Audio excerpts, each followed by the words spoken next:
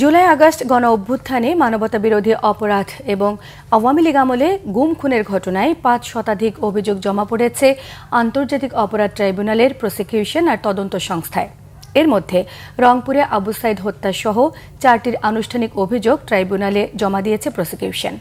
অল্প কিছুদিনের মধ্যেই রামপুরায় কার্নিশে ঝুলে থাকা একজনকে গুলি করা, যাত্রাবাড়ি, মিরপুর এবং উত্তরায় নির্বিচারে হত্যার ঘটনায় তদন্ত প্রতিবেদন পাবেন বলে আশা করছেন প্রসিকিউটর গাজী MH তামিম। আরও একটি রিপোর্ট আহমেদ সরোয়ারের। সরকারি চাকরিতে কোটার সংস্কার চেয়ে শুরু করা আন্দোলন সরকারের নানা বাধায় ধীরে ধীরে রূপ নেয় ফ্যাসিস্ট সরকার হটানোর আন্দোলনের দাবানল ছড়িয়ে পড়ে সারা দেশে। আলোচনার মাধ্যমে সমাধানের চেয়ে সহিংস প্রতিরোধের মাধ্যমে দমনে সচেষ্ট হয় সরকারের এই চাওয়া বাস্তবায়নে মাঠে নামে আইনশৃঙ্খলা বাহিনীর সাথে আওয়ামী লীগের পেটোয়া বাহিনী। সরকারের অনমনীয়তায় আন্দোলন দমনে দেশের বিভিন্ন স্থানে ছাত্র জনতার আন্দোলনে নির্বিচারে চালানো হয় গুলি, যা দেশের রাজনৈতিক ইতিহাসে নজিরবিহীন।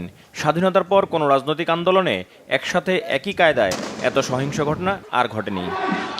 জুলাই আগস্ট গণ অভ্যুত্থানে সবচেয়ে আলোচিত হত্যাকাণ্ড ছিল রংপুরের শিক্ষার্থী আবু সাইদ হত্যা।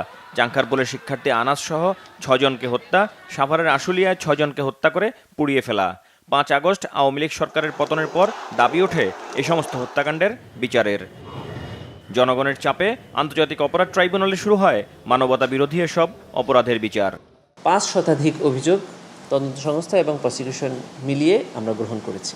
তার মধ্যে সবগুলোকে আমরা তদন্তে পাঠিয়েছি। তদন্ত কার্যক্রম চলছে। এর মধ্যে একটা বড় অংশ আছে হলো ২০০৯ থেকে ২০২৪ পর্যন্ত যারা ইনফোর্স ডিসঅ্যাপিয়ার্ড হয়েছে, গুম হয়েছে। আর বাকি সবগুলোই হলো জুলাই গণ অভ্যুত্থানে আহত বা শহীদ। দুটি ট্রাইব্যুনাল ফুল প্লেজেড চলছে। ট্রাইব্যুনাল ১-এ ২টি মামলা চার্জ আদেশের পর্যায়ে আছে, আর ট্রাইব্যুনাল ২-এ ২টি মামলা অভিযোগ আমলে নিয়েছে, ৪ শুনানির পর্যায়ে আছে।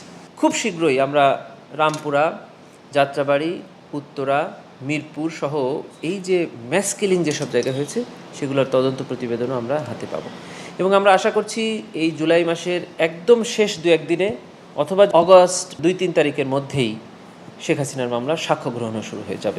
প্রসিকিউশন বলছে ন্যায় বিচার করতে চান তারা, সময় বেঁধে দিয়ে বিচার করা অবিচারেরই নামান্তর।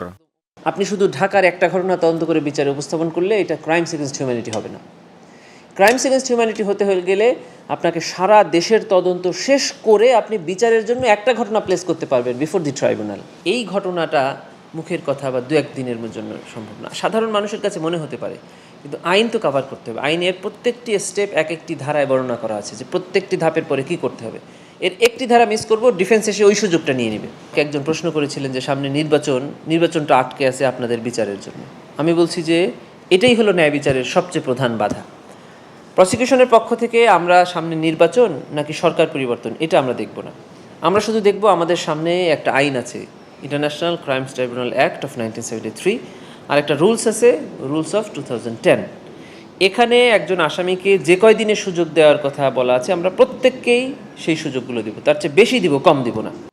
প্রসিকিউটর তামিমের মতে বিচারকে গতিশীল করতে হলে জুলাই যোদ্ধা, আহত এবং নিহতদের স্বজনদেরও সহযোগিতা প্রয়োজন। ৭১-এর বিচার হয়েছে একজন মানুষ ৪০ বছর বা ৫০ বছর আগের ঘটনা এসে কোর্টের সামনে এসে দাঁড়িয়ে যা বলেছে অন্ধের মতো জজ সাহেবদের সেটাই বিশ্বাস করতে হয়েছে, এবং কেউই দেখে নেই সে ঘটনা ওই ব্যক্তি ছাড়া। এরকম একটা ঘটনা বিশ্বাস করতে বাধ্য হয়েছে জজ সাহেবরা আইনে, অথবা পারপাসলি তারা মনে করেছে যে এটাই ঠিক আছে। আর এখন আমরা বেশিরভাগ হলো ডকুমেন্টারি এভিডেন্স, পত্রিকা, ভিডিও, অডিও, সেগুলোকে সাপোর্ট করার জন্য কিছু লাইভ উইটনেস। যে ৭১-এর ঘটনার বিচার আর ২৪-এর ঘটনার বিচার এটা ১০০ বছর না ১০০০ বছর পরে গিয়েও মানুষ বলবে যে ২৪-এর বিচার হয়েছে ন্যায় বিচার আর ৭১-এর বিচার হয়েছে অবিচার। বিতর্ক এড়াতে আন্তর্জাতিক মানদণ্ড বজায় রেখেই বিচার কাজ শেষ করতে চায় ট্রাইব্যুনালের prosecution team. Ahmed Sarwar, Bangla vision, Dhaka.